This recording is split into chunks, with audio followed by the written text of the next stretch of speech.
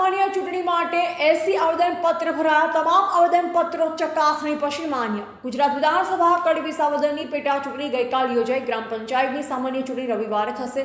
એ પૂરી થયા બાદ બનાસકાંઠા જિલ્લાના અગ્રેસર કાંકરેજ તાલુકાના વેપારી મથક થરા માર્કેટ યાર્ડની સામાન્ય ચૂંટણી તારીખ 20/3/2025ના રોજ ડોક્ટર પ્રતિક ઉપાધ્યાય નિયામક ખેત બજાર અને ગ્રામ્ય અર્થતંત્ર ગુજરાત રાજ્ય ગાંધીનગર દ્વારા બહાર પડેલ જાહેરનામા અનુસાર ગુજરાત ખેત ઉત્પન્ન અને બજાર પ્રમોશન એન્ડ કન્સલ્ટન્સન અધિનિયમ 1963ની કલમ 11માં કરેલ જોગવાઈ અનુસાર હાલની કમિટીની મુદત પૂર્ણ થયેલ કમિટીની સામાન્ય ચૂંટણીની 10+4+2 બેઠક માટે ચૂંટણીનો કાર્યક્રમ જાહેર કરેલ, જે અનુસંધાને તારીખ 19/6/2025ના સવારે 11 થી 6 વાગ્યા સુધીમાં ખેડૂત મત વિભાગ અને વેપારી વિભાગના કુલ 10+4 કુલ 14 બેઠક માટે 69+11 એમ કુલ 80 ફોર્મ ભરાયા હતા.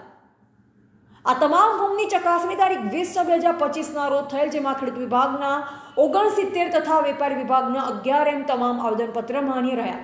આવેદનપત્ર પાછા ખેંચવાના તારીખ 23/6/2025 સોમવારના 3 વાગ્યા સુધી છે. એટલે ચૂંટણી ચિત્ર સ્પષ્ટ થઈ જશે.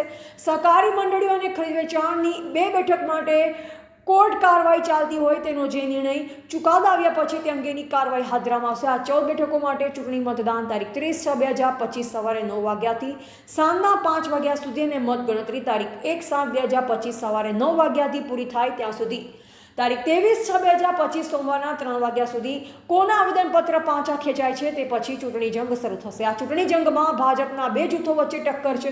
થરા માર્કેટ યાર્ડમાં લગભગ 24 વર્ષની અણદાભાઈ રામાભાઈ પટેલ ચેરમેન પદે રહી ચૂક્યા છે. આ વખતે નવા કોઈ વ્યક્તિની પસંદગી થાય તેવી રણનીતિ ખેલાઈ રહી છે. અત્યારે થરા માર્કેટ યાર્ડમાં વહીવટદાર તરીકે જિલ્લા રજિસ્ટર ગઢવી કામગીરી કરી રહ્યા છે. એવા જયશ્રી માળી, S1 ગુજરાતી ચેનલ, થરા, બનાસકાંઠા.